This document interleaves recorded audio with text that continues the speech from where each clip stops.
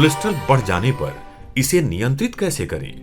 नमस्कार, मैं डॉक्टर रोहित माधव साने, माधवबाग आयुर्वेदिक हृदय रोग निवारण केंद्र, इसका संचालक। कई बार कोलेस्ट्रॉल जब हमारे शरीर में बढ़ते चला जाता है तो हम बहुत ही डर जाते हैं। तो ऐसे टाइम पे हम कई बार ढूंढना चालू कर देते हैं कि इस कोलेस्ट्रॉल को कम करने के लिए क्या रास्ता हमारे पास अवेलेबल है। कई बार सारी दवाइयाँ होती है, कई सारे स्टैटिन की दवाइयाँ होती है, कई सारे आयुर्वेदिक दवाइयाँ होती है। ये दवाइयाँ तो अपने पास होती है जो मेडिकल प्रोटोकॉल के अनुसार हम उसके लिए ऊपर वो सारी दवाइयाँ चिकित्सा करके हम उस कोलेस्ट्रॉल को कंट्रोल कर सकते हैं। लेकिन पहले ये समझना ज़रूरी है कि ये कोलेस्ट्रॉल मेरे शरीर में क्यों बढ़ रहा है। तो इसका सिंपल कारण होता है। कोलेस्ट्रॉल बढ़ने के पीछे दो ही कारण होते हैं। एक मतलब स्ट्रेस, कि मेरे दिमाग में अगर किसी प्रकार का स्ट्रेस मंडरा रहा है तो उस स्ट्रेस के वजह से मेरा कोलेस्ट्रॉल बढ़ता है। अब स्ट्रेस के वजह से कैसा बढ़ता है कोलेस्ट्रॉल वो हम बाद में देखेंगे। लेकिन दूसरा कारण जो होता है हमारा कोलेस्ट्रॉल बढ़ने के लिए वो होता है हमारा खाना। हम जितना ज़्यादा हम लोग खाना एक अलग प्रकार का विशिष्ट प्रकार का जिसमें चर्बी का प्रमाण ज़्यादा है या कार्बोहाइड्रेट का प्रमाण ज़्यादा है, ऐसा खाना अगर ज़्यादा खाएंगे, एक ही स्टाइल का खाना ज़्यादा खाएंगे तो उससे मेरे शरीर में कोलेस्ट्रॉल का प्रमाण बढ़ना चालू हो जाता है। तो ये दो कारण है जिसके वजह से मेरे शरीर में कोलेस्ट्रॉल निर्माण होता है और आगे जा करके निर्माण करके वो डरावना रूप ले लेता है, क्योंकि उसी कोलेस्ट्रॉल के वजह से हमारे शरीर में खून की नलियों के अंदर वो कोलेस्ट्रॉल जम करके अंदर वहाँ ब्लॉकेजेस निर्माण कर सकता है। तो ऐसे समय पे हमको इस कोलेस्ट्रॉल को कंट्रोल करने के लिए क्या करना है ये बहुत अच्छी तरह से समझने की ज़रूरत है।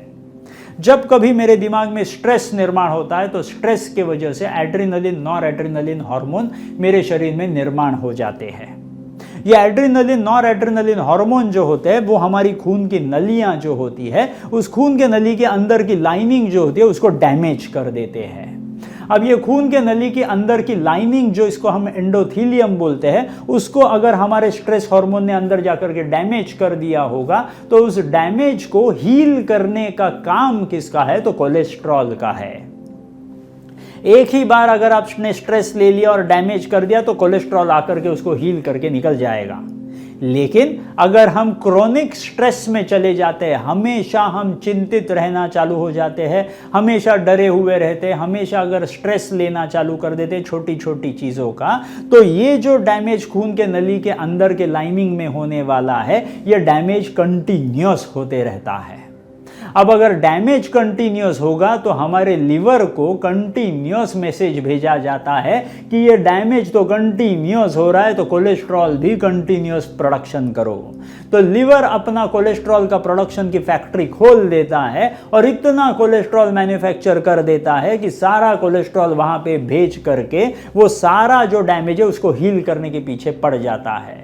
अब कई बार ऐसे भी होता है कि इतना कोलेस्ट्रॉल मैन्युफैक्चर हो जाता है कि वो डैमेज हील होने के बावजूद वहाँ पे कोलेस्ट्रॉल आकर के चिपकना कंटिन्यूअस प्रोसेस चालू रह जाती है और वो कंटिन्यूअस प्रोसेस चालू रह गई तो अंदर जहाँ पे गड्ढा गिरा था, जहाँ पे कोलेस्ट्रॉल ने आकर के पैक कर दिया, वहीं पे स्पीड ब्रेकर तैयार हो गया, जिसके वजह से अंदर हमको जब एंजियोग्राफी करके देखते हैं या कोलेस्ट्रॉल की टेस्ट करके देख लेते हैं तब हमको अंदर ब्लॉकेजेस के आसार निर्माण होते हुए दिखाई पड़ते हैं। तो हमको समझना क्या है? तो ये कोलेस्ट्रॉल डरावना है भी और डरावना नहीं भी।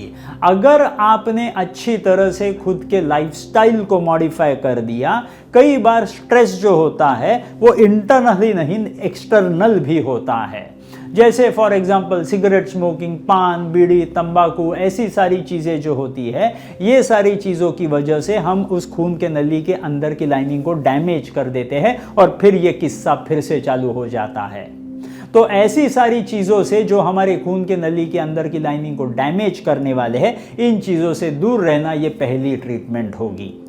दूसरी ट्रीटमेंट होगी कि हमने खाने में ऐसी सारी चीज़ें जैसे कोक है, पेप्सी है, या तो फिर बहुत सारी ऐसी चीज़ें जिसमें एफरवेसेंस निर्माण होता है, कार्बन डाइऑक्साइड निर्माण होता है, ऐसी सारी ऑक्सीडेशन करने वाली चीज़ें जितनी हम ज़्यादा खाएंगे, जैसे चीज़ है, बटर है, पनीर है, या तो फिर ऐसी सारी चीज़ें जो अंदर के अंदर पचने के लिए, डाइजेस्ट होने के लिए मुश्किल होती है, ये चीज़ें हम जितनी ज़्यादा खाएंगे उतना हमारे शरीर में ऑक्सीडेशन होगा, और ऑक्सीडेशन के वजह से खून के नली के अंदर की लाइनिंग डैमेज हो जाएगी। ये जैसी डैमेज हो जाएगी, अंदर फिर से प्रॉब्लम बढ़ेंगे, तो फिर से कोलेस्ट्रॉल का निर्माण ज़्यादा होगा।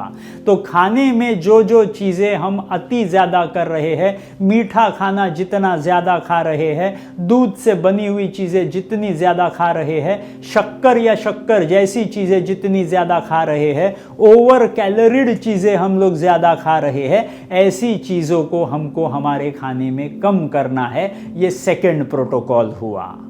और तीसरी चीज़, हमारे शरीर के अंदर की खून की नलियां जो डैमेज होने के बाद कोलेस्ट्रॉल का प्रोडक्शन बढ़ता है, तो ऐसी खून की नलियों को अगर हमने पहले से फिट करके रखा होगा, उन खून की नलियों को पहले से मजबूत करा के रखा होगा, तो ये खून की नलियों के अंदर डैमेज निर्माण ही नहीं होगा, और निर्माण ही नहीं हुआ तो कोलेस्ट्रॉल को बढ़ने के लिए ज़रूरत ही नहीं पड़ेगी। अब सवाल ये उठता है कि ये हमारी खून की नलियां हम मजबूत करें कैसे? तो खून की नलियों को अगर हमको अंदर की लाइनिंग उस खून की नलियों की मजबूत करवानी है, तो सबसे best thing is going to be your exercise. Exercise 4 प्रकार की होंगी। सबसे इंपॉर्टेंट होगा एरोबिक एक्सरसाइज। जितना हम एरोबिक एक्सरसाइजेस करेंगे, दौड़ेंगे, हम लोग खेलेंगे, स्विमिंग करेंगे, या तो फिर डांस करेंगे, एरोबिक जुम्बा वगैरह करेंगे, ऐसी सारी चीज़ों के वजह से एरोबिक एक्सरसाइजेस जितने करेंगे उतनी ही खून की नलियां ज़्यादा मजबूत हो जाती है। उन्हीं एरोबिक एक्सरसाइज के साथ अगर हम योगासन और प्राणायाम भी करना चालू कर देते हैं, तो उसके वजह से ऑक्सीजन का अगर अंदर अच्छी तरह से समतोल हो जाता है, तो ऑक्सीडेशन भी नहीं होगा, जिसके वजह से हमारी खून की नलियां अंदर से डैमेज हो रही थी। तो सिंपल एक्सरसाइज प्लान होता है, डाइट का प्लान होता है, और डी एडिक्शन होता है। ये 3 चीजें अगर अच्छी तरह से करके, इस पे अगर कंट्रोल करके, स्ट्रेस को अगर कंट्रोल में रखें, तो आई एम श्योर कि फिर किसी की कोलेस्ट्रॉल बढ़ने के आसार नहीं दिखेंगे, और किसी को भी बड़ी बड़ी दवाइयां लेने की जरूरत नहीं पड़ेगी। तो करना क्या है, जो कोलेस्ट्रॉल अपने शरीर का भगवान है, उसको भगवान ही बनाए रखे। अगर हमने उसको अगर रॉन्ग दिशा में हमने उसको अगर लेके गए, तो वही चीज अपने शरीर की दुश्मन बन जाती है और प्रॉब्लम निर्माण करती है। तो वो जो बढ़ा हुआ कोलेस्ट्रॉल है, उसको कम करने के लिए एक्सरसाइज, डाइट और अच्छी तरह से स्ट्रेस कंट्रोल का प्रोटोकॉल अगर हम अच्छी तरह से करते हैं, तो मेरे हिसाब से आपको फिर से कोलेस्ट्रॉल के खिलाफ डरने की ज़रूरत नहीं पड़ेगी। So thank you very much.